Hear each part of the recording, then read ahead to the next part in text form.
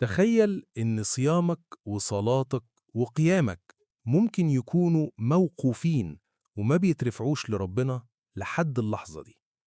إحنا في شهر شعبان، يعني التقرير السنوي بتاعك بيترفع دلوقتي لملك الملوك.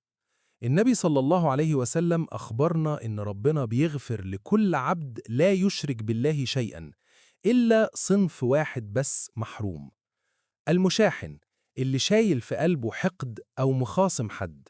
ربنا بيقول للملائكة عنهم: انظروا هذين حتى يصطلحا، يعني سيبوهم، ملفهم مركون لحد ما يتصالحوا. بذمتك مستاهلة تضيع مغفرة ورحمة شهر كامل عشان موقف فات؟ اكسر الحاجز دلوقتي، ارفع سماعة التليفون وقول كل سنة وانت طيب، وخليك انت الأفضل عند ربنا.